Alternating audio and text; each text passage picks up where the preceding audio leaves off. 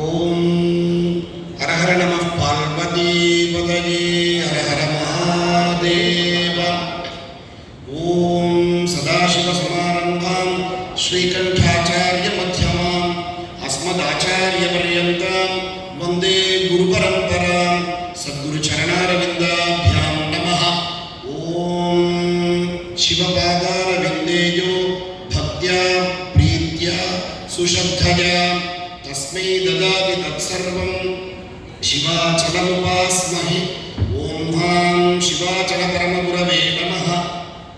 சபையில் விட்டிருக்கக்கூடிய எங்களுக்கெல்லாம் ஜெகத்குருவாக திகழக்கூடிய குருமகா சன்னிதானத்தின் திருப்பாத கமலத்திலே நமஸ்காரத்தை தெரிவித்துக் கொண்டு எம்பெருமானுடைய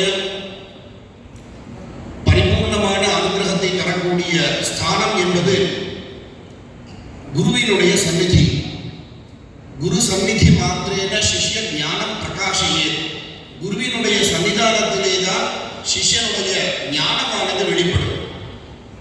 அப்படி இந்த மடத்திலே அடியனுடைய, அதாவது எங்களது தந்தைக்கெல்லாம் சன்னிதானங்களுடைய ஸ்பர்ஷ தீட்சையும் சாஸ்திர தீட்சையும் விபூதி ருத்ராட்சங்களை தரக்கூடிய ஒரு பாக்கியத்தை பெற்ற ஒரு காரணத்தினாலும் எங்கள் குருநாதராக திகழக்கூடிய சாந்தப்பாடி ஐயாசாமி சிவாச்சாரிய சுவாமிகள் தனது வாழ்நாள் இறுதி வரை கூணப்பட்டி குருமகா சன்னிதானத்தினுடைய சிந்தனையிலேயே இருந்த ஒரு பாக்கியத்தினாலே அடியனுக்கு இந்த சபையிலே பேசக்கூடிய வாய்ப்பானது குருநாதருடைய பரிபூர்ணமான அனுகிரகத்தினால் கிடைத்துள்ளது. அப்படிப்பட்ட அந்த குருநாதரை நமஸ்கரித்து சபையிலே வெற்றிருக்கக்கூடிய அனைத்து பெரியவர்களையும் நமஸ்கரித்து சைவ சமயம் என்றால் என்ன, அதை சார்ந்த ஒரு தெளிவானது நமது குழந்தைகளுக்கு கிடைக்க வேண்டும் என்று நமது குருநாதரானவர் நம்மிடம் தெரிவித்தார்.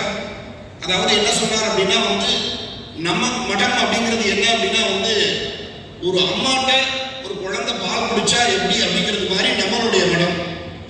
ஏனைய தந்திர சாஸ்திரங்கள் அப்படிங்கிறது ஹோட்டலில் வாங்கி சாப்பிட்ற மாதிரி. எப்பொழுதும் ஆரோக்கியமா இருக்கிறது என்னன்னா நமது ஜெகத்குருநாதராக இருக்கக்கூடிய நமது குருநாதருடைய வழியில பின்பற்றது தான்.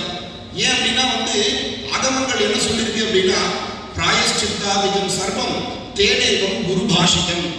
நம்ம குருநாதர் என்ன சொல்றாரோ அதுதான் ஆகமம். அப்படிங்கிற ஒரு நிலைக்கு நம்ம எப்போ வரோமோ அப்போ குருநாதர் சொன்ன எல்லாமே நமக்கு படிக்க ஆரம்பிக்கும். எப்போ நம்ம சாஸ்திரத்துக்கிட்ட போய் குருநாதரை மிஞ்சலோமோ அப்போ நமக்கு எதுவுமே கிடைக்காது.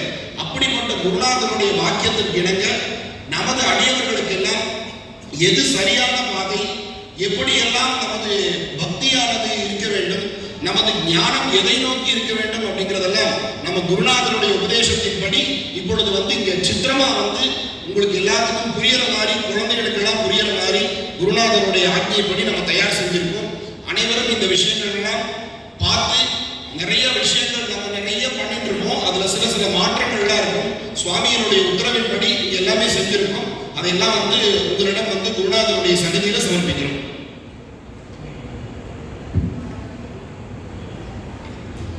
முதல் கேள்வி, சைவ சித்தாந்தம் என்றால் என்ன?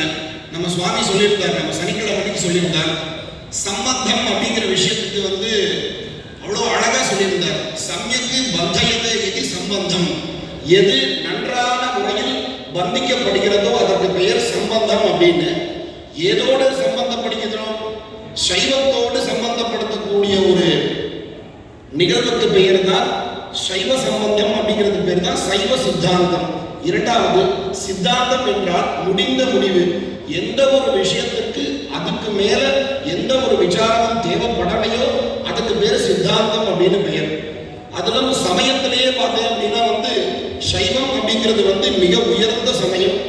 அந்த உயர்ந்த சமயத்தில் முடிந்த முடிவு எதுவோ அதன் பெயர் சைவ சித்தாந்தம் அப்படின்னு பெயர்.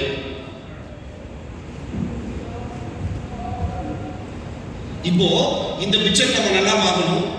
சித்தாந்தம் படிப்பதனால் ஏற்படும் மாற்றம். சித்தாந்தம் படிக்கிறதுக்கு முன்னாடி கடவுள் அப்படிங்கிறவர் கர்ப்ப கிரகத்துக்குள்ள மட்டும்தான் இருப்பார். ஒரு கோவில் இருக்கு, இதெல்லாம் அர்த்த மண்டபம், இது இந்த உலகம், இந்த ஊர் அப்படின்னு பார்க்கக்கூடிய ஒரு ஞானம் நமக்கு கிடைக்கும். ஆனா சைவ சித்தாந்தம் படிச்ச பிறகு என்ன கிடைக்கும் அப்படின்னா, இது போல விஸ்வரூபம், இந்த பிரபஞ்சமே சிவபெருமான் தான். இது அருமுகச்சிவன் அப்படின்னு சொல்லக்கூடிய நமது சுப்பிரமணிய பெருமாள் கந்தபுராணத்துல விஸ்வரூப தரிசனம் கொடுக்கக்கூடிய காட்சி இது. இந்த பிரபஞ்சத்துல இருக்கக்கூடிய எல்லா விஷயமும் அவருக்குள்ள அடக்கம் அப்படிங்கிறது எப்போ நமக்கு தெரியும் அப்படின்னா, எப்பொழுது நம்ம சைவ சித்தாந்தம் படிக்கிறோமோ அப்பதான் நவந்தர வேதங்களும் நடிப்பவன் நாதன் அப்படிங்கிற எப்பொழுது அந்த சிந்தனை ஏற்படுகிறதோ அப்பதான் நமக்கு எல்லாமே பரமேஸ்வரன், எல்லாமே நமக்கு சத்குருநாதன் அப்படிங்கிற ஒரு ஞானம் நமக்கு கிடைக்கும்.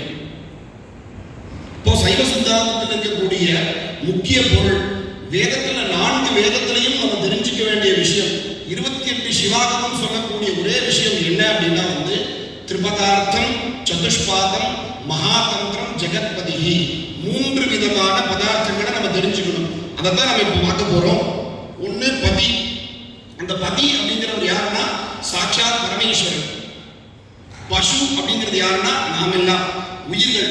நம்ம தான் உயிர்களா அப்படின்னா இன்னும் யார் யார் இருக்கான்னு நம்ம தெரிஞ்சுப்போம். அந்த உயிர்கள் அப்படிங்கிறது 3 விதமா பிரிக்கிறாங்க.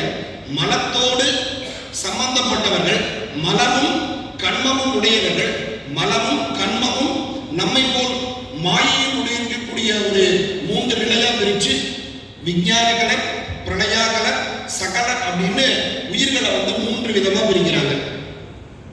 அடுத்தது சகல பாசம். பாசம் அப்படிங்கிறது ஆணவம், கண்மம், மாயை அப்படின்னு 3 விதமா பிரிக்குது. இதை பத்தி நம்ம பின்னாடி நம்ம தெளிவா பார்க்கணும். முதல்ல இந்த நம்ம பதி அப்படின்னு பார்த்தோம் பாத்தீங்களா, இந்த பதி அப்படிங்கிறவர் யார் அப்படிங்கிறதே நிறைய சாஸ்திரங்களை படிச்சு பார்க்கும் பொழுது சைவ சித்தாந்தத்துக்கு வந்தா மட்டும்தான் ஒரு தெளிவான ஒரு விடை கிடைக்குமா.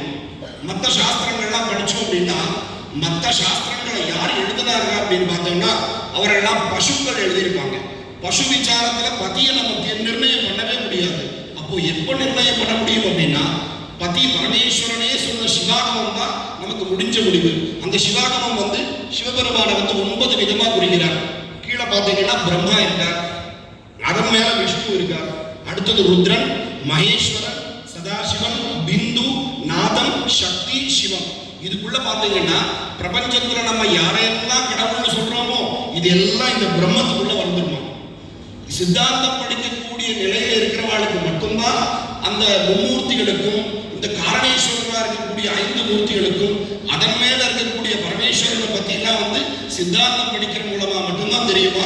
அதனால பதி அப்படிங்கிறவர் யார் அப்படின்னா சாட்சாத் பரமேஸ்வரன் ஒருத்தர் மட்டும்தான். அவருக்குள்ள எல்லாமே இருக்கு. அடுத்தது பதி என்றால் என்ன? பதி என்றால் யாவருக்கும் தலைவன். இந்த இடத்துல நம்ம ஞாபகம் வச்சுக்குவோம். மற்ற தந்திரங்கள்லாம் பார்த்தீங்கன்னா அந்நிய தந்திரேஷு ஏ முக்தாக சித்தாந்தே பசவோ மதாக. வேற மதங்கள்ல யாரையெல்லாம் கடவுள்னு சொல்றாங்களோ அவளையெல்லாம் நம்மளுடைய சகலங்கள்னு தான் சொல்லியிருக்காங்க. அப்போ அவளெல்லாம் நமக்கு பசுக்கள் அப்படின்னு. அப்போ அதுக்கெல்லாம் மேல இருக்கக்கூடியவர் யார் அப்படின்னா சிவபெருமான். ரெண்டாவது, பிருத்வி தத்துவத்துல இருந்து சிவதத்துவம் வரைக்கும் இருக்கக்கூடிய எல்லாத்துக்கும் தலைவர் யாருன்னா சிவபெருமான். அடுத்தது, ஓர் உயிர் முதல் 6 உயிர் வரை இருக்கக்கூடிய எல்லாத்துக்கும் தலைவர் அவர் தான். அடுத்தது, மும்மலம் உடைய இருக்கக்கூடிய சகடர்கள்ல இருந்து ஒருமலம் உடைய விஞ்ஞான கடர் வரைக்கும் எல்லாத்துக்கும் தலைவன் அப்படிங்கிறதுனால அவர் பேர் பதி அப்படின்னு பேர். பதியினுடைய லட்சணங்கள், பொதுவான லட்சணம், சிவபெருமான் நித்தியராக இருக்கார், ஏகராக இருக்கார், ஒப்பற்றவராக இருக்கார், பரிபூர்ணராக இருக்கார், அசைவற்றவராக இருக்கார், சாந்தமா இருக்கார், நிர்குணராக இருக்கார். நமக்கு தான் இருக்கக்கூடிய ராஜச தாமச சாத்விக குணங்கள். சிவபெருமானுக்கு எந்த குணமும் கிடையாது. சுவாமி கோச்சிட்டார், சுவாமி சந்தோஷப்பட்டார் அப்படிங்கிறதெல்லாம் நம்மளுடைய மாயை தான். அடுத்தது தன்மயம், தூய உணர்வு, இயற்கை உணர்வு, முற்றுணர்வு, இயல்பாகவே பாசங்களை நீக்கம், வரம்பில் இன்பம் ஆகிய குணங்கள். இதெல்லாம் நமக்கு எங்க இருக்கு அப்படின்னா, ஆரம்ப நாவலர் சைவ வினாவளி அப்படின்னு ஒரு மிக அரிய புஸ்தகம் ஒன்று செஞ்சிருக்கார். அதுல எல்லா சைவர்களும் அதை நிச்சயம் வாங்கி படிக்கணும். அதுலதான் பதியினுடைய லட்சணங்களை இப்படி எல்லாம் கொடுத்திருக்காரு. இரண்டாவது, பசுக்கள். பசுக்கள் மொத்தம் 3 விதமா இருக்கு. ஒண்ணு கேவல நிலை, சகல நிலை, சுத்த நிலை. இந்த கேவலம் அப்படிங்கிறது என்ன அப்படின்னா, சுத்தியும் இருட்டு இருக்கு பாருங்க. இது வந்து வெறும் ஆணவ மலம் மட்டும் அதிகமா இருக்குமா. அப்போ கண்மமும் இருக்காது, மாயையும் இருக்காது. அப்போ அந்த அந்த ஆணவத்தில் இருக்கிற யாருமே காப்பாற்ற முடியாது. அப்போ சுவாமி என்ன பண்றார்? தன்னிலைமை மண்ணுயிர்கள் சாரத்தரும் சக்தி பின்னமில்லான் எங்கள் பிறன். பராசக்தி என்ன பண்ணுவாளா? இந்த குழந்தைக்கு அனுகிரகம் பண்ணணும் அப்படின்னு ஒரு முயற்சியில கேவல நிலையில இருக்கக்கூடிய நம்மளை எல்லாம் பெத்த நிலைக்கு மாத்துறார். பெத்த நிலைக்கு மாற்ற உடனேயும் தனு கரண புவன போக்கியம்னு சொல்லக்கூடிய 4 விஷயத்தை கொடுக்கிறார். இது கொடுத்ததுக்கு அப்புறம் இந்த தனுவினால் இப்படிப்பட்ட ஜெகத்குருவிட்டனுடைய ஒரு அனுகிரகம் கிடைத்த பிறகு ஒரு சுத்த நிலையில் இருக்கக்கூடிய ஒரு முக்தாத்மாவா இந்த உயிர்கள் வந்து வரப்போகுது. சரி, நம்ம பசுக்கள் சொல்றோமே, எதனால பசுக்கள் அப்படின்னு சொல்றோம் அப்படின்னா, ஆரம்ப காலத்திலேயே வந்து நம்ம ஏதோ ஒன்று நம்மளை போட்டு கட்டியிருக்காரு. நமது சிவபுராணத்துல பார்த்தோம்னா அறம்பாவம் என்னும் அருண்கயிற்றால் கட்டி கர்ம தர்மாத்மகம் கர்மா அப்படின்னு சைவ பிரகாஷிகா சொல்லுது. இந்த சித்தாந்த பிரகாஷிகான்னு சொல்லக்கூடிய குருநாதர் சொன்ன புஸ்தகத்திலேயே வந்து எந்தெந்த தத்துவத்தில் இருக்கிறவாளுக்கு எந்தெந்த லெவல்ல வந்து மோட்சம் அப்படின்னு சொல்லியிருக்காரு. இப்போ சைவ சித்தாந்தத்தில் இருக்கிறவாளுக்கு மோட்சம் அப்படிங்கிறது என்னன்னா, குருவினுடைய பாதார விந்தத்தில் இந்த உயிரையே அர்ப்பணம் செய்வதுதான் மோட்சம் அப்படின்னு சொல்லியிருக்கு. அந்த ஒரு பாசத்தினால் கட்டப்பட்டதுனால இது பேரு பசு அப்படின்னு பேர். இந்த பசுக்கள் வந்து 3 விதமா பிரிச்சிருக்காங்க. விஞ்ஞான கலர், பிரளயா கலர், சகலர் அப்படின்னு. இந்த விஞ்ஞான கலர் யார் அப்படின்னு பார்த்தோம்னா, நம்ம என்ன நினைச்சிட்டு இருக்கோம், இந்த பிரபஞ்சத்தை வந்து சிவபெருமான் வந்து கர்த்தாவா இருக்கார், அவர் தான் நம்ம அவருக்கு தான் பூஜை பண்ணிட்டு இருக்கோம்னு நினைச்சிட்டு இருக்கோம். ஆனா ஆகமங்கள் என்ன சொல்லியிருக்கு அப்படின்னா, இந்த பிரபஞ்சத்துக்கு தலைவர் யார் அப்படின்னு கேட்டோம்னா அனந்தேஸ்வரன் சொல்லக்கூடியவர் தான் இந்த பிரபஞ்சத்துக்கே தலைவர். அந்த அனந்தேஸ்வரன் என்ன பண்றார், அந்த தாரிகான சொல்லக்கூடிய சக்திகளை கொண்டு மாயை அப்படின்னு சொல்லக்கூடிய ஒரு வஸ்துவை வச்சு இந்த பிரபஞ்சத்தை எல்லாம் இயக்குறாரா, உருவாக்குறாரா. அப்படி இருக்கக்கூடிய அனந்தேஸ்வரர், நீங்க பிரம்மா விஷ்ணு ருத்ரன்னு சொல்லக்கூடியவாள்லாம் இந்த அனந்தேஸ்வரர் கிட்ட போகவே முடியாது. அதிபக்குவம் உள்ளவர் இவரெல்லாம். அப்படிப்பட்ட விஞ்ஞான கலர் அவருக்கு வெறும் ஆணவ மலம் மட்டும்தான் இருக்கு. அந்த ஆணவ மலமும் நான் அனந்தேஸ்வரன் அப்படிங்கிறது சிவபெருமான் கொடுத்த பட்டம் தெரிஞ்சுக்கிறதுக்காக தான் இருக்கக்கூடிய, அவளுக்கு எந்த விதமான ஆணவத்தினுடைய லட்சணங்களா இருக்கக்கூடிய துர்குணங்கள்லாம் கிடையாது. அடுத்தது 2வது பிரளயா கலர். இந்த விஞ்ஞான கலரா இருக்கக்கூடியவருக்கு சுவாமி எங்கிருந்து அனுகிரகம் பண்ணுவார்னா, அவர்களுடைய ஹிருதயத்திலேயே அனுகிரகம் பண்ணுவார். எப்படின்னா இது போல அந்த ஜோதி வடிவமா அனுகிரகம் பண்ணுவார். 2வது இந்த பிரளயா கலர்ல பாத்தீங்கன்னா, இவாளுக்கு ஆணவம் கண்மம் 2 மலம் இருக்கு. இவாளுக்கு மாயை கிடையாது, நம்மளை போல இந்த அழுக்கான உடம்பு கிடையாது.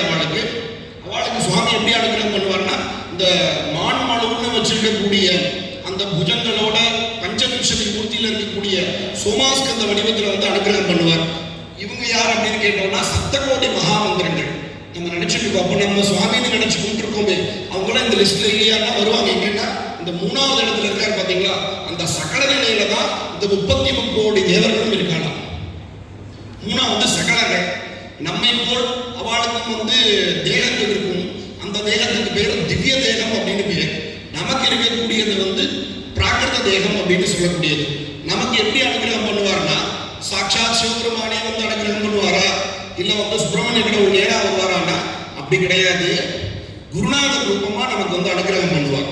நம்ம சுவாமியை பார்க்கணுமா, குருநாதரை பத்தி நினைச்சோம்னா போதுமா, நமக்கு எல்லா விதமான சௌபாகியமும் கிடைச்சிருக்கும். அதான் குருகீதைன்னு சொல்லக்கூடிய சாஸ்திரம் என்ன சொல்லியிருக்கு அப்படின்னா, ஸ்வதேசி கஸ்தீவச்ச நாம சிந்தனம் பவேத் அனந்தஸ்ய சிவஸ்ய சிந்தனம். குருநாதருடைய பேரை ஒரு தடவை சொல்றதும் சிவபெருமானுடைய பேரை 10,000 தடவை சொல்றதும் வந்து ஒன்று அப்படின்னு சொல்லியிருக்காங்க. அப்பேற்பட்ட ஒரு புண்ணியமான ஒரு சரிதம். நமக்கு யார் கடவுள் அப்படின்னா குருநாதர் தான் கடவுள். சரி, அப்படிப்பட்ட பசுக்கள் எப்படி பிறக்கிறாங்க அப்படின்னா வந்து 4 வகை பிறப்புன்னு சொல்லக்கூடியது. அண்டஜம், ஸ்வேதஜம், முட்டையில இருந்து வரக்கூடியது, வேர்வையில இருந்து வரக்கூடியது, பீஜங்களில இருந்து வரக்கூடியது, நாமெல்லாம் வந்து கருப்பையில இருந்து வரக்கூடியது. 4 வகை பிறப்புகள் அப்படிங்கிறது வந்து நமக்கு சுவாமி வந்து கொடுத்திருக்கார். அதுல இந்த 7 வகை பிறப்புகள் சொல்றார். தேவர்கள், மனிதர்கள், ஊர்வன, நீர்வாழ்வன, மிருகம், பறவை, ஸ்தாவரம், அவாவாளுடைய கர்மாவுடைய ஒரு சக்திக்கு தகுந்தால் போல் வந்து நமக்கு அந்த தேகம் அப்படிங்கிறது கிடைக்கும். அப்படி பார்த்தீங்க அப்படின்னா வந்து 84 லட்சம் யோனி வேதங்கள்ல வந்து நம்ம எல்லாம் பிறந்திருக்கோமா. அதனாலதான் மணிவாசக பெருமான் வந்து சொல்றார், பிறந்து இழைத்தேன், எல்லாத்துலயும் பிறந்துட்டேன் சுவாமி, இனிமேல் வந்து உன்னுடைய திருவடியை தவிர வேற எந்த கதியும் கிடையாது அப்படின்னு சொல்றார். அப்படி 84 லட்சம் யோனி வேதங்களையும் பிறந்து சலித்து ஒரு சிவபுண்ணியத்தினால் இப்பேற்பட்ட குருநாதருக்கு சிஷ்யர்களாக கிடைக்கக்கூடிய பாக்கியம் நமக்கு கிடைச்ச மாதிரி பிரம்ம விஷ்ணுக்களுக்கே கிடைக்கல. அதனால அப்பேற்பட்ட ஒரு குருநாதரை நமஸ்கரிச்சுட்டு அடுத்த விஷயத்தை சரி, நம்ம அடுத்தது பத்தியை பார்த்தாச்சு, பசுக்களை பார்த்தாச்சு. அடுத்தது பாசம் அப்படிங்கறத பத்தி அடிப்படையா தெரிஞ்சுக்கணும். இந்த பாசம் அப்படிங்கிறது வெளியில நம்ம தெரிஞ்சுக்கிறது ஆணவம், கண்மம், மாயை அப்படின்னு எல்லாத்துக்கும் தெரியும். இன்னும் 2 இருக்கு பாத்தீங்க, திரோதாயி அப்படின்னு பெயர், இன்னொன்னு மாயேயம் அப்படின்னு பெயர். இதை பத்தி நம்ம தொடர்ந்து பார்ப்போம். ஆணவ மலம், இந்த மலத்தை பத்தி சித்தாந்த சாஸ்திரங்கள்லாம் வந்து திருவருட்பயன்ல ஆணவ மலத்துக்கு மட்டுமே 10 பாட்டுகள் சொல்றார் உமாபதி சிவாச்சாரியார். எதுக்கு அப்படின்னா இது அவ்வளவு பிரச்சனை, நமக்கு எங்கெங்கெல்லாம் நமக்கு என்னென்னலாம் பிரச்சனை வருதோ திரும்பி பார்த்தோம்னா நான் தான் இருக்கேன் அப்படின்னு இந்த ஆணவ மலம் இருக்குமா, அது நீங்கிறதுக்காக மட்டும்தான் இந்த குருநாதருடைய பரிபூர்ண அனுகிரகம் வேணும். வேற எங்க போனாலும் எந்த கடவுளை வழிபட்டாலும் இதுக்கு விமோசனம் கிடையாது. சத்குருநாதனுடைய அனுகிரகத்தினால் மட்டும்தான் ஆணவஸ்ய மனசேதம் கதம் நாசகரம் பவேது பஞ்சாட்சரேன மந்திரேன குருணா உபதேசகம். குருநாதர் உபதேசிக்கப்பட்ட பஞ்சாட்சரத்தை சொன்னா மட்டும்தான் ஆணவ மலத்தினுடைய சேட்டைகள்லாம் நம்ம விட்டு நீங்கும் அப்படின்னு சிவார்ச்சனா சந்திரிகான்னு சொல்லக்கூடிய புஸ்தகங்கள்ல வந்து தெளிவா சொல்லியிருக்கு. அப்படி இருக்கக்கூடிய ஆணவத்துக்கு மோகம், மதம், ராகம், விஷாதம், தாபம், சோஷம், வைச்சித்ரியம்னு சொல்லக்கூடிய இதெல்லாம் ஒரு விதமான நம்மளை கஷ்டப்படுத்தக்கூடிய ஒவ்வொரு விஷயங்கள். ஒரு நேரம் கருதி இந்த விஷயங்கள்லாம் மட்டும் சொல்லிட்டு போறோம். அடுத்தது கண்மம். இந்த கண்மம் அப்படின்னு பார்க்கும் பொழுது 3 விதமா பிரியுது. ஒண்ணு சஞ்சிதம், பிராரப்தம், ஆகாமியம். குழந்தைகளுக்கெல்லாம் புரியணும் அப்படிங்கிறதுக்காக இப்படி போட்டிருக்கோம். சஞ்சிதம் அப்படிங்கிறது வந்து ஒரு பெரிய ஒரு பொக்கிஷம் மாதிரி நிறைய இருக்குமா, அதுல பாவமும் இருக்குமா புண்ணியமும் இருக்குமா. அதுல இருந்து ஒரு சின்ன பகுதி எடுத்து பிராரப்தமா நினைச்சு நம்ம இந்த உடம்பு எடுத்திருக்கோமா. இந்த உடம்பு எடுத்ததனுடைய நோக்கம் என்ன அப்படின்னா, இங்க பின்னாடி இருக்கிற மலை போல இருக்கு பாத்தீங்களா, இது எல்லாத்தையும் தீர்த்தரணும். தீர்த்தாதான் மோட்சம் கிடைக்கும். நம்ம என்ன பண்றோம், பக்கத்தில் இருக்கிற ஆகாமியம்னு சொல்லி இன்னும் கொஞ்சம் பணத்தை சேர்த்திடணும். இந்த இடத்துல பணம் அப்படிங்கிறது விடை. அப்போ இந்த பிராரப்தம் நீங்கணும் அப்படின்னா என்ன பண்ணணும் அப்படின்னா நித்தியமும் சிவ பூஜை பண்ணணும். இந்த சஞ்சிதம் நீங்கணும் அப்படின்னா என்ன பண்ணணும், சஞ்சிதம் ஹந்தி தீட்சையா, தீட்சையினால என்ன இருமா இந்த சஞ்சித வினை நீங்கிருமா. ஆகாமியம் எப்படி நீங்கும் அப்படின்னா குருவினுடைய வாக்கியத்தை அப்படியே கேட்கணுமா, எந்த விதமான எடிட் பண்ணாம சுவாமி என்ன சொல்றாரோ அதை அப்படியே கேட்டோம்னா போதுமா, இந்த ஆகாமியம் நீங்கிருமா. ஆகாமியமும் நீங்கி சஞ்சிதமும் நீங்கிடுச்சுன்னா நித்தியமும் அவர் என்ன சொல்றாரோ அந்த முறையில அனுஷ்டான பூஜைகள்லாம் செஞ்சோம்னா இந்த வினைகள் வந்து நீங்கிரும் அப்படின்னு சுவாமி சொல்றாங்க. அடுத்தது மாயை. வேதாந்தங்கள்ல பாத்தீங்கன்னா எது இல்லையோ யா மாயா, எது இல்லையோ அதுக்கு பேர் மாயை அப்படின்னு சொல்றாங்க. ஆனா சித்தாந்தங்கள்ல நித்திய வஸ்து, இந்த வஸ்து இருக்கு அப்படின்னு சொல்றாங்க. எப்படி அப்படின்னா இந்த மாயை 2 விதமா இருக்குமா. ஆரம்ப காலத்துல வந்து திரோதான சக்தியா இருக்குமா, அனுக்கிரக காலத்துல அனுக்கிரக சக்தியா இருக்குமா. இந்த மாயை மட்டும் இல்லை அப்படின்னா நம்ம சுவாமிகிட்ட போகவே முடியாது. இந்த மாயினாலதான் இந்த தனு கிடைச்சிருக்கு. இந்த தனுவினுடைய ஒரு அங்கமாகத்தான் கரணங்கள் இருக்கு, இந்த புவனம் இருக்கு, போக்கியம் இருக்கு. இதுல நான் தீட்சை வாங்கி சிவ பூஜை பண்ணா மட்டும்தான் மோட்சம் கிடைக்கும். இதெல்லாம் எதுவுமே எனக்கு கிடைக்கலன்னா நான் எப்படி மறுபடியும் அந்த கேவல நிலையிலேயே தான் இருப்பேன். அதனால இந்த மாயை அப்படிங்கிறது வந்து நம்ம சைவ சித்தாந்தங்கள்ல கொஞ்சம் நமக்கு உதவி பண்றதாகவும் திருவருட்பயன் போன்ற சாஸ்திரங்கள்ல வந்து குறிப்பிட்டிருக்கு. உலகம் ஒடுங்கி தோன்றுவதற்கு இடமாய் நின்றது மாயை. இந்த மாயை அப்படிங்கிறது ரொம்ப முக்கியமான விஷயமா இருக்கு. ஆனால் அதுவும் ஒரு பாசம். இந்த மாயை அப்படிங்கிறது வந்து 3 விதமா குறிப்பிட்டிருக்காங்க. ஒண்ணு சுத்தமாகி, அசுத்தமாகி, பிரகிருதி மாயைன்னு சொல்லி. இந்த சித்தாந்த படம் அப்படின்னு சொல்லக்கூடிய அந்த படத்துல பாத்தீங்க அப்படின்னா வந்து இதெல்லாம் தெளிவா எடுத்துக்கும். நம்ம கந்தர் கலிமண்பால பாத்தீங்கன்னா விந்து மோகினிமான் அப்படின்னு சொல்றாங்க.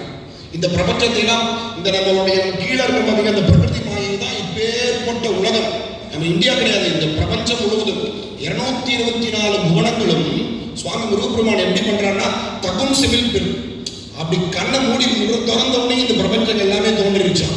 அப்போ சுவாமி நம்மளுடைய வாழ்க்கையில என்னென்ன பிரச்சனைகள்லாம் எப்படி எவ்வளவு சீக்கிரம் சரி பண்ணலாம், என்ன நம்மள்ட்ட இல்ல குரு பக்தியும் தேவ பக்தியும் குறைஞ்சதுனால நமக்கு கொஞ்சம் நேரம் ஆகும் அப்படிங்கிற விஷயத்த சொல்லிட்டு அடுத்த விஷயத்துக்கு போகும். அடுத்தது இந்த திரோதாயி அப்படின்னா என்ன அப்படின்னா சிவனுடைய அருட்சக்தி மரக்கருணை. இந்த திரோதானம் என்ன பண்ணும் அப்படின்னா சில விஷயங்களை நீ அனுபவிக்கிற வரைக்கும் சில விஷயத்தை மறைச்சு வச்சிருப்பார் சுவாமி. ஆன்மாவை பந்தித்த ஆணவமலம் நசிக்கும்படி அதனோடு கூடி திரோபாவித்து நிற்பதால் அதுக்கு பேர் திரோதாயி அப்படின்னு பெயர். கண்மமலம் இருக்கும் அளவிற்கு சிவனை அறியவிட்டாது மறைத்து நிற்கும். கண்ம ஒப்பில் அறக்கருணை கொண்ட சிவனை தெரியும்படி செய்யும். இன்னும் ஈஸியா சொல்லணும் அப்படின்னா நம்ம வீட்டில் ஏதாவது ஸ்நாக்ஸ் வாங்கி வச்சிருந்தோம் அப்படின்னா சாப்பிட்ற வரைக்கும் காமிக்கவே மாட்டாங்க. அது போல இந்த கண்மா நீங்கிற வரைக்கும் சிவபெருமான தெரியாம உங்களை பார்த்து பாரு. அதுக்கு பேர் திரோதாயி அப்படின்னு பேர். அடுத்தது மாயேயம் அப்படின்னு, மாயா இயம் மாயேயம். மாயையின் காரியம் ஆன்மாக்களின் சுகதுக்க விளைவுகளுக்கெல்லாம் இடமாய் நிற்கும். அவர்களின் அறிவு இச்சை செயல்களை ஏகதேசம் விளங்கும். இந்த மாயையம் என்ன பண்ணும் அப்படின்னா நம்மளுடைய அறிவு அப்படிங்கிறது சர்வதேசமா இருக்கணும், எல்லா இடத்துலையும் பிரகாசம் இருக்கணும். ஆனா இந்த மாயையம் என்ன பண்ணுமா, ஒரே விஷயத்துல சார்ந்ததை மட்டும் அந்த வினைகள் நீங்கிற வரைக்கும் அந்த ஒரு கர்மாவின் மேலேயே விருப்பத்தை கொடுக்கக்கூடியது.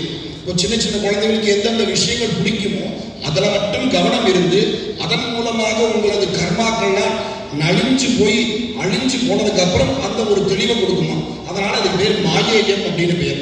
நம்ம ஆணவத்தை பார்த்தாச்சு, கண்மத்தை பார்த்தாச்சு, மாயை பார்த்தாச்சு, திரோதாயை பார்த்தாச்சு, மாயேயம் அப்படின்னு சொல்லக்கூடிய 5 விதமான பாசங்களையும் பார்த்தாச்சு. சரி, இந்த உயிர்கள் இறைவனை அடையும் உபாயம் இதெல்லாம் தெரிஞ்சுட்ட சுவாமி, நான் சகலர்ல இருக்கேன், நான் எப்போ மேல போகிறது, எப்போ சுவாமியினுடைய திருவடி அடையணும், நான் என்ன பண்ணணும் அப்படின்னா இந்த 4 விஷயத்தை செய்யணும். சரியை, கிரியை, யோகம், ஞானம்னு சொல்லக்கூடிய 4 விதமான உபாயங்கள். இதைத்தான் ஆகமங்கள் அழகா சொல்லுது. முக்தி மார்க்கம் சதுஷ்ப்ரோக்தம் சாலோகஞ்ச சமீபகம் சாரூபஞ்சைவ சாயுஜ்யம் சதுர்த்தா பேதகம் பவேத். ஞானபாதேன சாயுஜ்யம் யோகே சாரூபமேவச்ச கிரியா சாமீபகம் செய்வ சரியா சாலோகமேவச்ச. 4 விதமான நிலை இருக்கு. சாலோகம், சாமீபம், சாரூபம், சாயுஜ்யம். சாலோகம்னா சிவன் இருக்கும் உலகம், சாமீபம்னா சிவனுக்கு அருகில், சாரூபம் என்றால் சிவனை போல ஒரு ரூபம், சாயுஜ்யம்னா அவனிடம் கலந்துருது. இது எப்படி நமக்கு கிடைக்கும்னா இந்த ஞானபாதத்தினால சிவ சாயுஜ்யம், யோகபாதத்தினால சிவனை போல ஒரு உருவம், கிரியாபாதத்தில் சிவன் அருகில், சரியாபாதத்தில் சிவனுடைய உலகத்திலும். சமய தீட்சை வாங்கினவாளுக்கு சுவாமி என்ன பண்றாரு, சமய தீட்சை மட்டும் சாகரத்துக்குள்ள சமய தீட்சை மட்டும் வாங்கிட்டோம் அப்படின்னா அவர்கள் சிவன் வசிக்கக்கூடிய உலகத்திலே அவர்களுக்கு முக்தி. விசேஷ தீட்சை வாங்கினவாளுக்கு சிவனுக்கு அருகில், நிர்வாண தீட்சை வாங்கினவர்களுக்கு சிவனை போல் ஒரு ரூபத்தை சுவாமி தருவாராம். ஆச்சாரியாபிஷேகம் வாங்கினவர்களுக்கு சிவ சாயுஜ்யத்தை கொடுப்பாராம். அதனாலதான் அகோர சிவாச்சாரிய சுவாமிகள் அந்த ஆச்சாரியாபிஷேகத்துல சிவ சமதா அப்படின்னு சிவ சம்யோகத்தினத்தை பத்தி கிரியாக்கிரம ஜோதிகால அவ்வளவு அழகா சொல்றாங்க.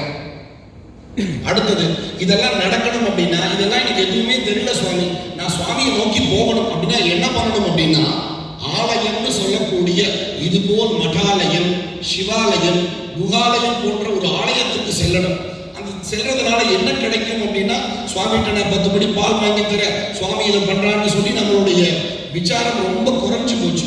அகமம் என்ன சொல்லியிருக்குன்னா, ஆகாரம் திவ்ய தேகம் செய்யாது. இந்த ஆலயம் அப்படிங்கிறதுக்கு அர்த்தம் அப்படிங்கிறது திவ்ய தேகம். சுவாமியினுடைய தேகத்துக்கு பேர் திவ்ய தேகம். லகாரஸ்ய லயம் ஸ்மிருதம்.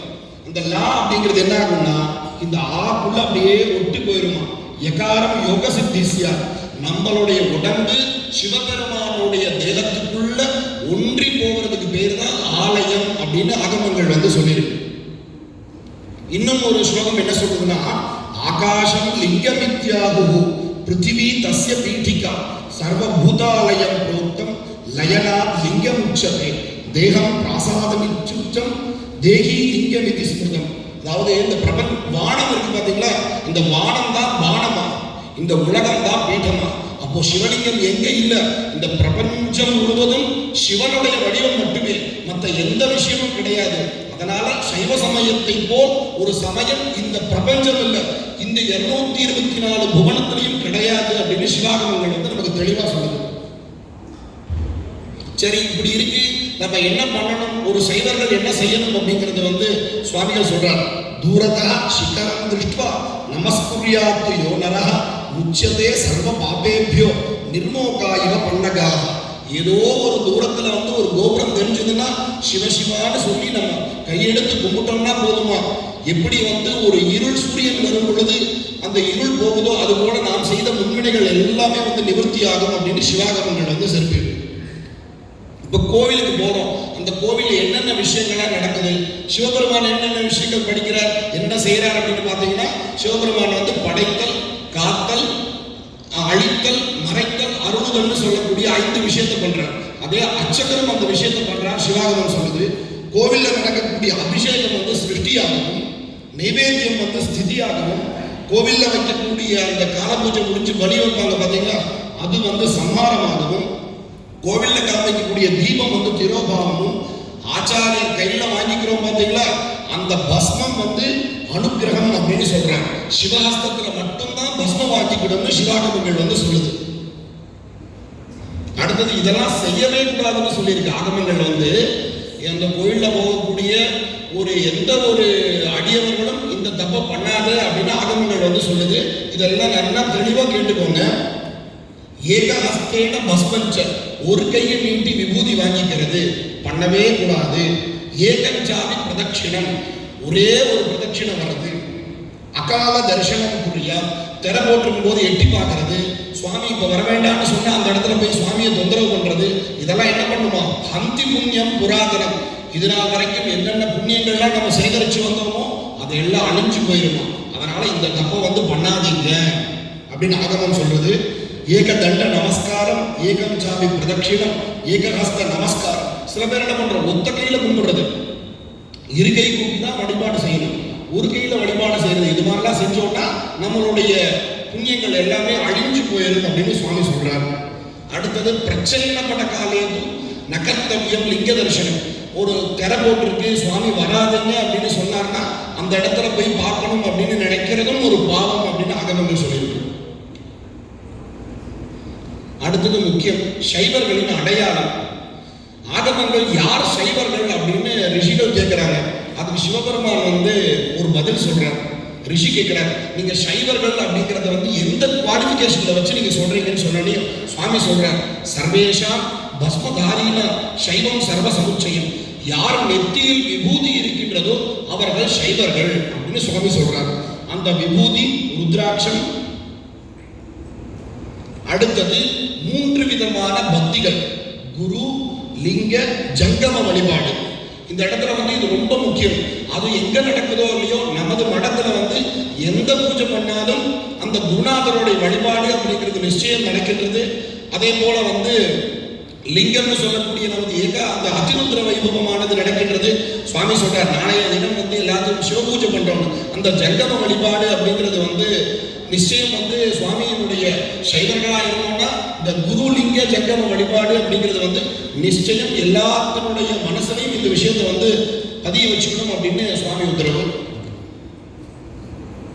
சரி, இந்த 4 விதமான சர்யை, கிரியை, யோகம், ஞானம் இது என்ன அப்படிங்கிறது கொஞ்சமா பார்ப்போம். நம்ம சர்யை அப்படிங்கிறது என்ன அப்படின்னா ஒரு கோவிலை சுத்தப்படுத்தக்கூடியதும் சர்யை. அடுத்தது பூ கட்டுறது போன்ற விஷயங்கள். அதாவது பாவம் அப்படிங்கிறது எப்படி பந்திக்கும் அப்படின்னா, உடலால் செய்த பாவம் உடலாலும், மனதால் செய்த பாவம் மனதாலும், வாக்கினால் செய்த பாவம் வாக்கினாலும் பாதிக்கும் அப்படின்னு ஆகமங்கள் சொல்லியிருக்கு. இப்போ இது விமோச்சனம் என்ன பண்ணணும்னா, உடலால் பண்ண பாவம் விமோச்சனம் ஆகும்னா நம்மளுடைய உடலால் நிறைய வேலை செய்யணும் சுவாமிக்காக. நம்ம சுவாமியே பார்க்க வேண்டாம், பெருக்கி விட்டு கோலம் போட்டு பூ கட்டினாலே போதும், சுவாமி நம்மள பார்ப்பார். அதனால சுவாமி ஒரு விஷயத்த சொல்றாரு, இதை பண்ணுப்போம் அப்படின்னா அதை மட்டும் பண்ணிட்டு இருந்தாலே போதும். அதுக்கு பேர் சர்யை அப்படின்னு பேர். பாருங்க, இந்த பிரதட்சிணம் பண்றதும் சரியில ஒரு விஷயமா தான் இருக்கு.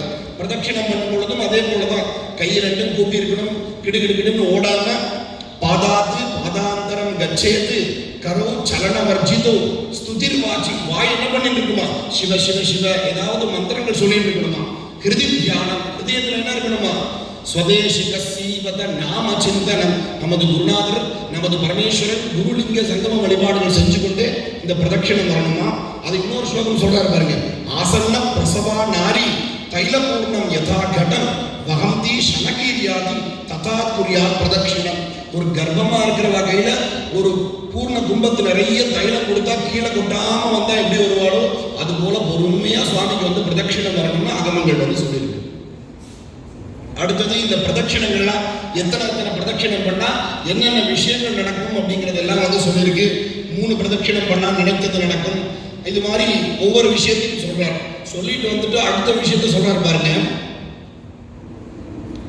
அங்க பிரதட்சிணம் பண்ணா 1000 பிரதட்சிணம் பண்ணதுக்கு சமம் என்ன அப்படின்னா ஒரு அங்க பிரதட்சிணம் பண்றதா. அப்போ இந்த கோவில்ல நம்ம பண்ணக்கூடிய எல்லா விஷயங்களும் ஆகமங்கள்ல வந்து ஒரு விஷயத்த சொல்றாரு, பஞ்சாசத் பாவகர்பஞ்ச சுபமேன சமாயுதம். அதாவது 50 விதமான பக்திகள் வந்து யார் செஞ்சிருக்காங்கன்னா நமக்கு தெரிஞ்சு நம்மளுடைய வள்ளியரசர்னு சொல்லக்கூடிய அருகில் இருக்கக்கூடிய ஒரு கிராமத்துல வள்ளியம்பாள் வந்து 50 விதமான தர்மங்களை பண்ணி சிவன்மலை முருகப்பெருமானை வந்து கல்யாணம் பண்ணிட்டார் அப்படின்னு சிவன்மலை தலபுராணம் இருக்கு. எதுக்கு சொல்றோம் அப்படின்னா, குருவை நாடியோ சிவத்தை நாடியோ போகும் பொழுது நாம் செய்யக்கூடிய பிரயத்னத்திற்கு அவ்வளவு மகிமை இருக்கு அப்படின்னு ஆகமங்கள் வந்து சொல்லிட்டு இருக்கு. அடுத்தது நமஸ்காரம் அப்படிங்கும் பொழுது முதல்ல இருக்கக்கூடியது வந்து ஏகாங்க நமஸ்காரம் அப்படின்னு பெயர், ஒரே கையை வச்சு நமஸ்காரம் பண்றது. அடுத்தது வந்து கை தலை குமிஞ்சு இருக்கக்கூடியது திரையங்க நமஸ்காரம். பெண்கள் செய்ய வேண்டியது பஞ்சாங்க நமஸ்காரம், ஆண்கள் செய்ய வேண்டியது வந்து அஷ்டாங்க நமஸ்காரம். இது வந்து அவாவாளுடைய தர்மத்துல என்ன விஷயங்கள் இருக்கோ அதன்படி செய்யணும். இப்போ நான் பெண்களா இருந்து நான் அஷ்டாங்க நமஸ்காரம் தான் செய்வேன் அப்படின்னா இது ஆகமத்துக்கு புறம்பு அப்படிங்கிற விஷயத்தை நம்ம தெரிஞ்சுக்கணும். ரெண்டாவது கிரியை. இந்த கிரியை அப்படிங்கிறது 2 விதமா இருக்கு. ஒண்ணு அகப்பூசை, இன்னொன்று புறப்பூசை. இரண்டாவது விஷயம் ஒண்ணு ஆத்மார்த்தம், இன்னொன்று பரார்த்தம். ஆகமங்கள் என்ன சொல்லியிருக்குன்னா, விப்ர க்ஷத்ரிய விச்சூத்ராக தீட்சிதாஸ்ச பிரவேசகாக ஆத்மார்த்த யஜனம் குர்யாத் ந குர்யாத் பரார்த்தகம். பிராமண வைஷ்ய க்ஷத்ரிய சூத்ரர்களாக இருக்கக்கூடிய அனைவர்களும் 1 உயிர் முதல் 6 உயிர் வரைக்கும் இருக்கக்கூடிய எல்லாரும் என்ன பண்ணணுமா, சத்தியமா வந்து ஆத்மார்த்த பூஜையை வந்து நிச்சயம் பண்ணியே ஆகணும். யாருக்கெல்லாம் பிராப்தம் இருக்கோ, யாரெல்லாம் சுவாமி 84 லட்சம் யோனி வேதங்கள்ல பிறந்து சிவனை அடையக்கூடிய ஒரு தகுதி இருக்கோ அவளுக்கு எல்லாத்துக்கும் ஆத்மார்த்த பூஜை குருசனுடைய உத்தரவின் பேரை நம்ம செய்யணும். யார் செய்ய பரார்த்த பூஜையை வந்து ஒரு காலம் எந்த விதமான உயிர்களும் செய்யக்கூடாது, சிவாச்சாரியார்களை தவிர. ஏன் அப்படின்னா அவர்களுடைய சிருஷ்டிக்கு பெயர் சிவ சிருஷ்டி அப்படின்னு பெயர். மற்ற உயிர்களுக்கு பிரம்ம சிருஷ்டி அப்படின்னு பெயர். பிரம்மாவினால் சிருஷ்டிக்கப்பட்டதனால் பிரம்ம சிருஷ்டி என்றும், சிவத்தினாலே ஆதோயேன சிவேனேவ தீட்சிதா ஆதிசைவகா. மற்ற எத்தனையோ மடங்கள் இருக்கு. நமக்கு யார் கிடைச்சிருக்கா, குரு ஆச்சாரியாபிஷேகம் பெற்ற அனைத்து சிஷ்யர்களுக்கும் இதையெல்லாம் தரக்கூடிய தகுதி யாருக்கு இருக்குன்னா சாட்சாத் பரமேஸ்வரனுக்கு தான் இருக்கு. அந்த பரமேஸ்வரன் எப்படி இருப்பார் அப்படின்னா வந்து நமது ஜெகத்குருநாதரா இருக்கிறார் பாத்தீங்களா. இதை போலதான் எல்லாத்துக்கும் பட்சபாத விவர்ஜிதாய நமஹ. நம்ம சுவாமி எப்படி இருப்பார், எல்லாத்துக்கும் ஒரே போலதான் அனுகிரகம் பண்ணுவார். அது போல அனுகிரகம் பண்ணக்கூடிய ஒரு குருநாதர் கிட்ட உபதேசம் வாங்கிட்டு எல்லாரும் ஆத்மார்த்த பூஜை பண்ணணும். அந்த ஆத்மார்த்த பூஜையிலேயே 2 விதமான பூஜை இருக்கு. ஒண்ணு அகப்பூஜை, அண்ணா அதை பத்தி சொல்ல போறார். அந்த அந்தர் ஹிருதயாவகாசத்துல பூஜை பண்ணக்கூடிய ஒரு நிலை. ரெண்டாவது புறப்பூஜை. இந்த கிரியை பண்ணிட்டு இருக்க என்ன ஆகுமா, இந்த சரியும் கிரியையும் தாண்டி யோகத்துல இருக்கக்கூடிய சிவனை எப்படி பூஜை பண்றது அப்படிங்கிற ஒரு நிலைக்கு கொடுக்குமா. இதுல ரொம்ப முக்கியம் என்னன்னா, இந்த கிரியையில ரொம்ப முக்கியமான விஷயம் என்னன்னா பஸ்மதாரணம்.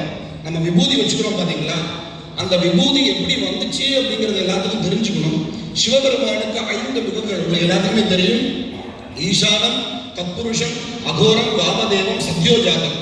எப்படி சிவபெருமானுடைய முகத்திலே இருந்து கௌஷிகர், காஷ்யபர், பாரத்வாஜர், அகஸ்தியர், கௌதமர் வந்தாரோ அதே போல ஒவ்வொரு முகத்திலே இருந்து 5 பசுமாடுகள் வந்துச்சான்.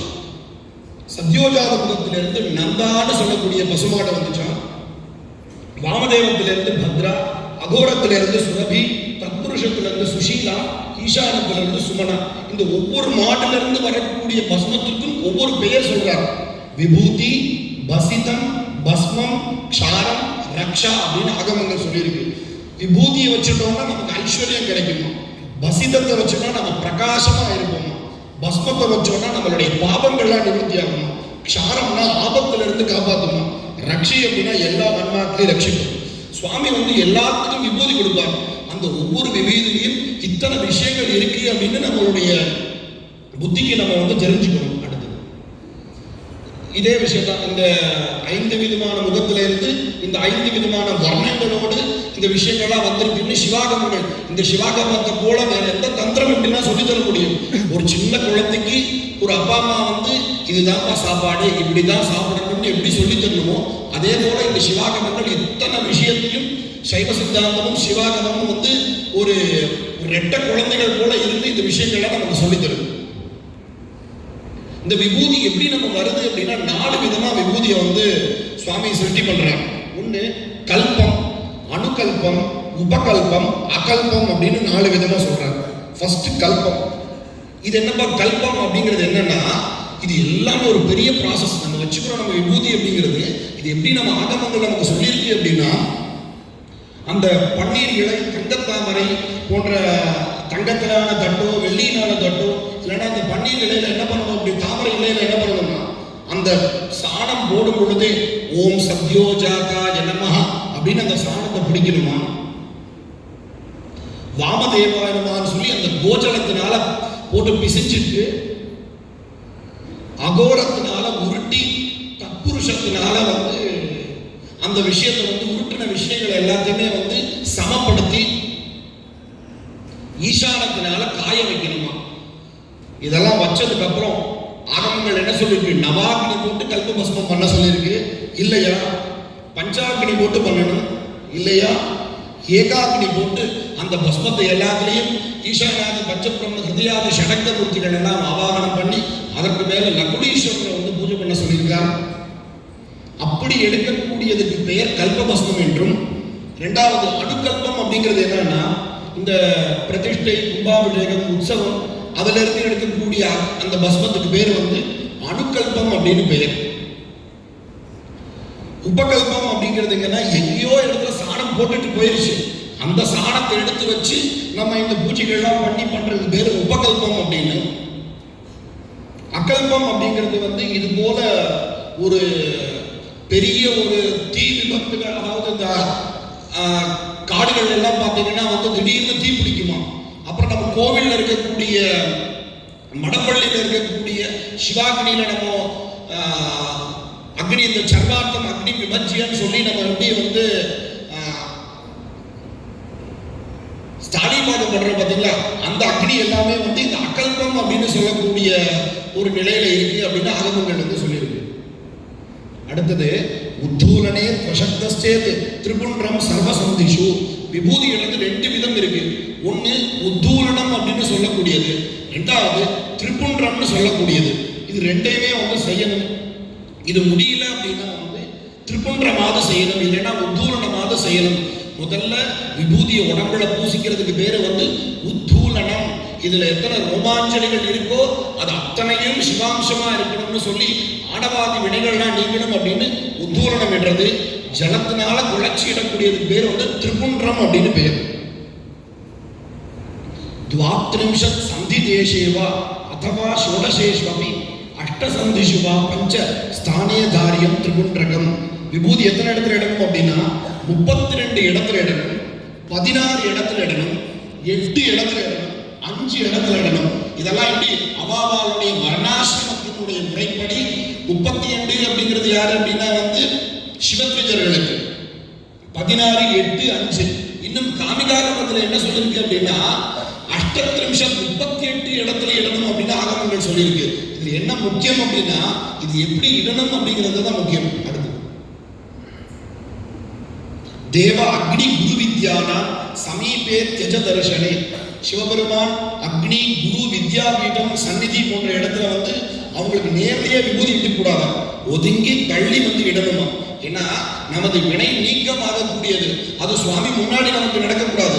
சுவாமிகிட்ட அனுகிரகத்தை வாங்கி தள்ளி போய் தான் நம்மளுடைய வினை நீக்கணும் அப்படின்னு காரணாகமம் வந்து நித்யார்ச்சனா விதி வந்து நமக்கு ரொம்ப வந்து சுலபமா புரிய வைக்கிறார். அடுத்தது அசுத்த பூத்தலே மார்க்கே குரியானோ தூரணம் பிரதி. வேக வேகமா போய் அப்படியே நம்ம வாஷ்பேஷன்ல எல்லாம் எடுத்து விபூதி இடக்கூடாது, உட்கார்ந்துட்டு தான் விபூதி இடணும், சுத்தமான இடத்துல தான் வந்து அந்த விபூதி தாரணம் பண்ணிக்கணும் அப்படின்னு ஆகமங்கள் வந்து நமக்கு சொல்லுது. அடுத்தது பஸ்மம் வாமகரே ஸ்தாபிய தட்சிணேன அபிமந்திரயேத் மத்தியாங்குல்யா ஜலைர் யுக்தம் அபரைர் ஜலவர்ஜிதம் ஹஸ்தோ சம்சோத்திய சாஸ்திரேன சர்வாங்கம் தாரயேத் கிரமா. விபூதி இடது கையில் வைத்து வலது கையால் மூடி ஜபித்து மற்ற விரல்களை நீக்கி நடுவிரலால் ஜலம் புரோட்சித்து இரு கரங்களிலும் குழைத்து அஸ்திரமந்திரத்தினால் சர்வ அங்கங்களிலும் வந்து தரிக்கணும் அப்படின்னு விபூதி தாரணத்தை பத்தி சொல்லியிருக்கார். அடுத்தது அந்த குழைச்ச விபூதிய மூர்த்தி ஓம் ஓம் ஈசான மூர்த்தாய நமஹ, அந்த லலாட்டத்துல ஓம் மே தப்புருஷோத்ராய நமஹ, ஓம் ஓம் அதோர ஹிருதயாய நமஹ, ஓம் ஹி வாமதேவ குஹ்யாய நமஹ, ஓம் ஓம் சத்யோஜாத மூர்த்தயே நமஹ. என்ன சொல்றாரு அப்படின்னா வந்து இதுல எத்தனை அளவு இடணும் அப்படிங்கறத அடுத்த ஸ்லோகத்தை சொல்லுவார். ஏகாங்குலேன மூர்த்திம்சியா, ஒரே அங்குலம் வந்து உச்சந்தலையில வைக்கும் பொழுது ஒரே அங்குலம் வைக்கணும்.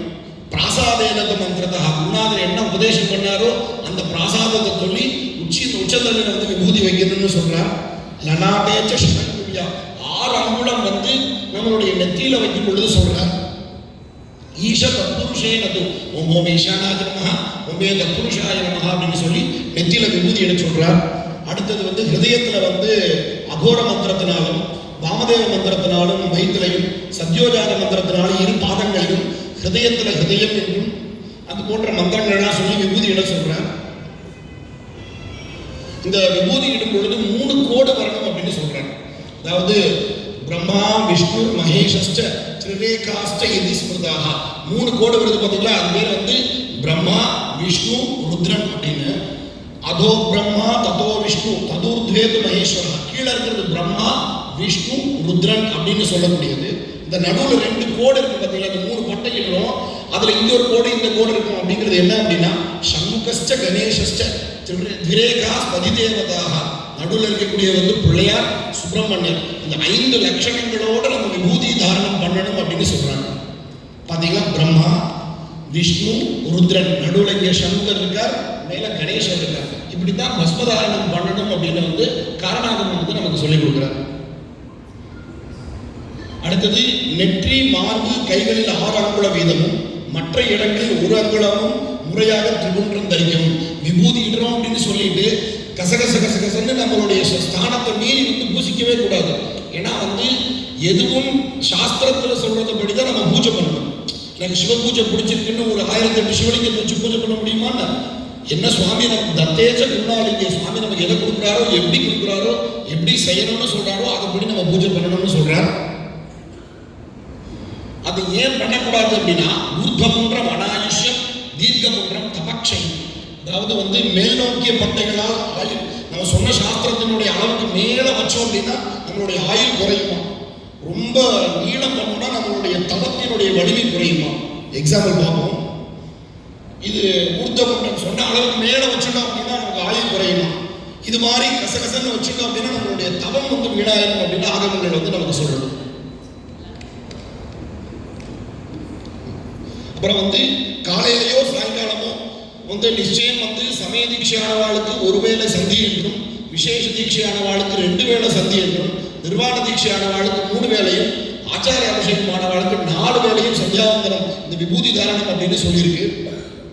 இதனால என்ன பிரயோஜனம் அப்படின்னா விதூய சர்வ பாபாணி, நம் பாவங்கள்லாம் எப்படி இருக்கும், அப்படியே ஒரு காற்று அடிச்சதுன்னா அந்த மண் எப்படி பறக்குதோ நம்மளுடைய பாவங்கள்லாம் அப்படி நீங்கி போகுமா. சர்வ கர்மார்ஹகோ பவேத். 2வது விஷயம் தான் முக்கியம். நீ எல்லா கர்மாவும் பண்ணக்கூடிய அதிகாரம் எப்ப கிடைக்குமா, ஸ்ரார்த்த தண்ணிக்கு விபூதி இட்டுக்காம பண்ணோம்னா பித்ருக்கள் வாங்கிக்கவே மாட்டானா. எல்லா விஷயமும் அது போலதான். விகாலம் ஏக காலம் வா பசிதம் ஜலமிஷ்டகம், இல்லை என்னால் 2 வேளை பஸ்மதாரணம் பண்ணிக்க முடியலன்னா ஒரு வேளையாவது கையில் குழைச்சி விபூதி இட்டுக்கணும். திரிபுண்ட தாரணம் புரியா சர்வ பாப சுத்தபவே, எல்லா பாவங்களும் நிவர்த்தி ஆயிரும் அப்படின்னு சொல்றாங்க. அடுத்தது யோகம். யோகம் அப்படிங்கிறது 8 விதமான யோகங்கள் இருக்கு. யம நியம ஆசனம் பிராணாயாம பிரத்யாகார தாரண தியான சமாதி அப்படின்னு 8 விதமான யோகமா இருக்கு. முதல்ல யமம் அப்படின்னா இந்திரியார்த்தேஷு வைராக்கியம் யமயித்யவிதீயது.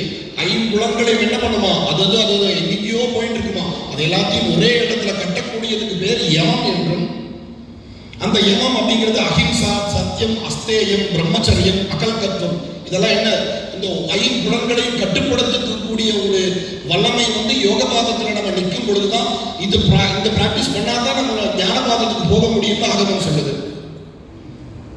அடுத்தது நியமம். சம்யதேந்திரிய யுக்தஸ்ட நியம பரிகீர்த்திதா. எந்த இந்திரியங்களை நீ அடக்கி வைத்துள்ளாயோ அதை முறைப்படி பிரயோகம் படுத்தினேன்னா அதுக்கு பெயர் நியமம் அப்படின்னு பெயர். அடுத்தது காயேந்திரிய ஸ்திரம் சித்தம் ஆசனம் பரிகீர்த்திதம். இந்த உடம்புல இருக்கக்கூடிய இந்திரியங்களை எல்லாம் குணப்படுத்திட்டேன். அடுத்தது உன்னுடைய உடம்ப அந்த ஒரு ஸ்டடிக்கு பண்ணணும் அப்படின்னா இந்த ஆசனம் அப்படின்னு சொல்லக்கூடிய விஷயத்தை வந்து நம்ம கடைபிடிக்கணும். இந்திரியம் ஸ்திர சித்தம், உன்னுடைய சித்தமும் வந்து அதே போல இருக்கக்கூடிய ஒரு ஞானத்தை கிடைக்கணும். அடுத்தது ஹிருதயே பிராணசம்ரோதா பிராணாயாம சமுச்சதே. இந்த ஹிருதயத்தில் இருக்கக்கூடிய பிராணனையும் அந்த குருநாதன் நமக்கு அளித்த பஞ்சாட்சரத்தையும் சேர்த்து அந்த மந்திரங்களோடு சேர்த்து செய்யக்கூடிய ஒரு நிலைக்கு பேர் பிராணாயாமம் அப்படின்னு பேர். அடுத்தது பிரத்யாகாரம். சித்தஸ்ய அந்தர்முகி பாவா பிரத்யாகார சமுச்சதே. இப்போ நம்மளுடைய நிலை எப்படி இருக்குமா, யோக பாதத்துக்கு முன்னாடி வெளிப்புறத்தில் இருக்கக்கூடிய உலகம், இந்த விஞ்ஞானம், இந்த குழந்தைகள், இந்த மிருகங்கள், இது மாதிரி சிந்தனைகளோடு இருக்குமா. ஆனால் பிரத்யாகாரம் பண்ணோம்னா எப்படி இருக்குமா, உள்ளுக்குள்ள இருக்கக்கூடிய ஒரு நிலை வெளியில இருக்கக்கூடிய புறத்தோற்றத்தில் இருக்கிறது அகத்தோற்றமா மாறதுக்கு பேர் வந்து பிரத்யாகாரம் அப்படின்னு பேர். அடுத்தது தாரணை. வஷ்யந்து மனசஸ்தைரியம் தாரணையை தெவிதீயதே. வசியம் செய்யப்பட்ட ஒரு மனசை உள்நோக்கி வச்சுட்டே இருக்கிறதுக்கு பேர் வந்து தாரணை அப்படின்னு பேர். அடுத்தது தியானம். சோகம் சின்மாத்திரமே வேதி சிந்தனம் தியானம் உச்சுதே. இப்பேற்பட்ட பரம்பொருள் எனக்குள்ள இருக்கார், அவரை நினைச்சுட்டே இருக்கணும் அப்படிங்கிறது பேர் வந்து தியானம் என்றும். சமாதி. தியானஸ்ய விஸ்மிருதி பாவா சமாதி ரவிதீயதே. ஆகமங்கள் சொல்லுமா இந்த சமாதி அப்படின்னு, சிவே சமாதி புரிய. என்ன சமாதினா, நான் சிவனோடு கலக்கிறேன்னு என்னோட எண்ணமும் மறந்து போயிருக்கோம். சுவாமி சொல்லுவார், இந்த அந்தர்யாகம் பண்ணும் பொழுது வந்து தன்னுடைய உயிரையே சுவாமிக்கு நிவேத்தியம் பண்ணணும் அப்படின்னு சொல்லுவார். அப்போ இந்த நான்கிற எண்ணமே இல்லாம போயிருமா, அந்த ஒரு நிலைக்கு பேரு தான் வந்து சமாதி அப்படின்னு பேருமா. இப்படிப்பட்ட யோகங்களை எல்லாம் செஞ்சோம்னா அடுத்தது கிடைக்கக்கூடியதுதான் ஞானபாதம். ஞானபாதம் அப்படிங்கிறது வந்து சிவபெருமானுடைய 2 பாதம். ஒன்று பரஞானம், இன்னொன்று அபரஞானம். இந்த அபரஞானம் அப்படிங்கிறது வந்து அம்மா, பரஞானம் அப்படிங்கிறது வந்து அப்பா. மாதாரம் இவ வேதம் சியாது பித்ருவச்ச சிவாகமம். அம்மா வந்து வேதம், அப்பா வந்து சிவாகமம். அந்த அப்பாவினுடைய குழந்தைகள் யார் அப்படின்னு பார்த்தீங்கன்னா வந்து இந்த அந்தனுடைய பித்ருவம்சம் அப்படின்னு பார்த்தீங்கன்னா 28 சிவாகமங்கள், 14 மெய்கண்ட சாஸ்திரங்கள், 12 திருமுறைகள், இது எல்லாமே வந்து அப்பா வகை சொந்தங்கள். அம்மா வகை சொந்தங்கள் யாருன்னு பார்த்தீங்கன்னா 4 வேதங்கள், 6 ஷடங்கங்கள், அந்த ராமாயணம் மகாபாரதங்கள், 18 புராணங்கள், இந்த லௌகீக சாஸ்திரங்கள் எல்லாமே வந்து அம்மா வகை சொந்தம். ஞாதிகள்னு பார்த்தீங்கன்னா அப்படின்னா வந்து நமக்கு சிவாகமங்கள் தான். அதனாலதான் வந்து இந்த பசு பதி பாசம்னு சொல்லக்கூடியது 3 தான் வந்து சிவாகம்னு சொல்லியிருக்காரு. ஆகாரம் பசு ரூபத்வாது, ககாரம் பதி ரூபகம், மகாரம் பாச ரூபத்வாது, திரிபதார்த்தஸ்ய நிர்ணயம். இந்த திரிபதார்த்தம் தான் வந்து நமக்கு வாழ்க்கையில் எல்லாத்தையும் தரக்கூடியது. அடுத்தது ஞானத்தையுமே வந்து நேரம் கருதி அப்படியே சொல்றோம். ஞானம் அப்படிங்கிறது 3 விதமான ஞானம் இருக்கு. பசு ஞானம், பாசஞானம், பதிஞானம். உடலை விரும்புவோர் அடையக்கூடிய ஞானத்துக்கு பேர் வந்து பாசஞானம். ஜீவனை விரும்பக்கூடிய வேதாந்திகள் அடையக்கூடிய ஞானத்துக்கு பேர் வந்து பசுஞானம். சிவபெருமான மட்டுமே அறியக்கூடிய ஞானத்துக்கு பேர் பதிஞானம் என்றும். இதுல எதை நம்ம கேட்டுக்கிறது அப்படின்னா, மனுஷனோட ரிஷி உயர்ந்தவர். ரிஷியை விட தேவர் உயர்ந்தவர், அதை விட பிரம்மா உயர்ந்தவர், அதை விட விஷ்ணு உயர்ந்தவர், அதை விட ருத்ரன் உயர்ந்தவர். சக்தி சிவபெருமானுடைய வாக்கியம் இதுதான் சுப்ரீம் கோர்ட் போல, அதுதான் சிவாகமம். ஆகமோக்த பிரகாரேன பிரதிஷ்டா லிங்க பூஜனம், இது எல்லாமே ஆகமப்படி தான் பண்ணணும் அப்படின்னு சொல்றார். அப்படிப்பட்ட ஆகமத்தினுடைய பரம்பரை தான் வந்து இந்த ஞானசம்பந்த சுவாமிகள், நாவுக்கரசு சுவாமிகள், சுந்தரமூர்த்தி சுவாமிகள், மாணிக்கவாசக சுவாமிகள் இவெல்லாம் வந்து நமது குருநாதர்கள். இவர்கள் தான் நமது குருநாதர்கள். அதில் நம்ம முதல் மனசுல வந்து ரொம்பவுமே வந்து தெளிவா இருக்கணும். இந்த ஆகமங்களையே சிவபெருமான் வந்து யாருக்கு சொல்றார் அப்படின்னா பராசக்திக்கு சொல்றார், அடுத்தது அனந்தேஸ்வரருக்கு சொல்றார், 28 சிவாகமத்தையும் சொல்றார், அடுத்தது ஸ்ரீகண்ட ருத்ரருக்கு சொல்றார். இதெல்லாம் நந்திகேஸ்வர பெருமான் கேட்டுக்கிறார். அவர் சனத்குமாரருக்கு சொல்றார், அவர் சத்தியஞான தரிசனிகளுக்கு சொல்றார், அவர் பரஞ்சோதி முனிவருக்கு சொல்றார். அந்த பரஞ்சோதி முனிவர் வந்து மெய்கண்டாருக்கு இந்த 28 ஆகமத்தையும் இந்த 12 சூத்திரத்துல சொல்லித்தரார் சிவஞான போதமா. அடுத்தது அருணந்தி சிவாச்சாரியார் வந்து சிவஞான சித்தியாரா வந்து அந்த விஷயங்கள்லாம் சொல்றார். அடுத்தது மரஞான சம்பந்தர், உமாபதி சிவாச்சாரியார். அப்போ இந்த மெய்கண்ட சாஸ்திரங்கள்லாம் எங்கிருந்து வந்திருக்கு அப்படின்னு பார்த்தீங்கன்னா இந்த சிவாகமத்திலிருந்து வந்திருக்கு அப்படிங்கிற விஷயத்த நம்ம எல்லாருமே தெரிஞ்சுக்கணும். இந்த சாஸ்திரங்களை எடுத்துட்டு தோத்திரங்களை எடுத்துட்டு சிவாகமம் மட்டுமே எங்களுக்கு வேண்டாம்னு அந்த நிலைக்கு நம்ம போயிடக்கூடாது அப்படிங்கிறதுக்காக தான் இந்த விஷயங்கள். ஏன்னா இந்த பிறப்பு நமக்கு கிடைச்சிருக்கு அப்படின்னா எண்ணறிய பிறவிதனில் மானிட பிறவிதான் யாதினும் அரிதறிதுதான் இப்பிறவி தப்பினால் எப்பிறவி வாய்க்குமோ ஏது வருமோ அறிகிறேன். இந்த குருநாதரை விட்டுட்டோன்னு வேறு எந்த குருநாதர் நமக்கு கிடைச்சு நம்ம மேல கூட்டிட்டு போக போறார். அதனால இந்த வாழ்க்கையிலேயே மோட்சம் அடையணும் அப்படின்னு நம்ம தெரிஞ்சுக்கணும். இதுதான் கடைசி. இந்த குமரகுருபரர் வந்து இந்த பாட்டை வந்து சொல்றாங்க, அதனுடைய அர்த்தத்தை மட்டும் சொல்றோம். இந்த இலை கொண்டு வந்தவர் வந்து நிறைய பேர் இருக்காங்களாம். அந்த ஒரு ஞானம் அப்படின்னு ஒரு பாதைக்கு போகும் பொழுது இலை அப்படிங்கிறது வந்து பாக்கிய மதத்தினுடைய சாஸ்திரங்கள்லாம் அந்த அதுக்கு இருக்கக்கூடிய ஒரு அதுக்கு அடுத்த பருவத்தில் வந்து கொஞ்சம் பேர் இருப்பாங்களாம். அப்புறம் அந்த மொட்டு கிட்ட போவாங்களாம், பூ கிட்ட போவாங்களாம், அந்த காய் கிட்ட போவாங்களாம். இது உச்சியில இருக்கக்கூடிய பழத்தினுடைய சுவை எங்க இருக்கு அப்படின்னா சைவ சித்தாந்தத்துல மட்டும்தான் இருக்கு. அது நமக்கு குருநாதர் மூலமா மட்டும்தான் கிடைக்கும் அப்படிங்கிறத சொல்றோம். நம்மளுடைய இலக்கு என்ன? இந்த இந்த அடியவர்கள்லாம் வந்து இந்த பஞ்சாசத் ஆதிர இந்த சுப வேளையில நம்ம எடுக்கக்கூடிய இலக்கு என்ன அப்படின்னா இந்த லௌகீக வித்தியில இருந்து இந்த திரிபதார்த்த ஞானம் மெய்கண்ட சாஸ்திரங்களை தெளிவா தெரிஞ்சுக்கணும், குரு உபதேசத்தின்படி தெரிஞ்சுக்கணும். மற்ற மதங்கள்லாம் பாருங்க, ஏதோ நம்ம மோட்சத்துக்கு போகும்பொழுது நம்மளை தடுத்துட்டே இருப்பாளாம். கொஞ்ச நாள் ஆக ஆக ஆக ஆக நம்மளை வந்து எத்தனையோ டைவர்ட் பண்ணுவாளாம். இதை நீங்க இப்படி பண்ணலாமே, இந்த அம்பாளுடைய ஜபம் பண்ணலாமே, இந்த ஒரு சுவாமியை உபாசிக்கலாமே எல்லாம் நமக்கு சொல்லுவாளாம். ஆனா கடைசியில போகும் பொழுது யார் வருவார்னு பாருங்க.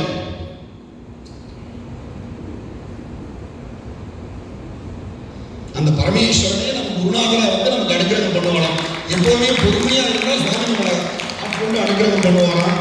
அந்த விஷயங்கள்லாம் சொல்லி இந்த அஜ்ஞானம் அப்படின்னு சொல்லக்கூடிய விஷயத்துல இருக்கும். இந்த குருவர்கள் என்ன பண்ணுவாங்க, அந்த அஜ்ஞானத்தை நிவர்த்தி பண்ணி கீழே கூட்டிட்டு வருவான் அந்த மோட்சத்துக்கிட்ட. அந்த மோட்சம் அப்படிங்கிறது பேர் தான் தாரகம் அப்படின்னு பெயரா.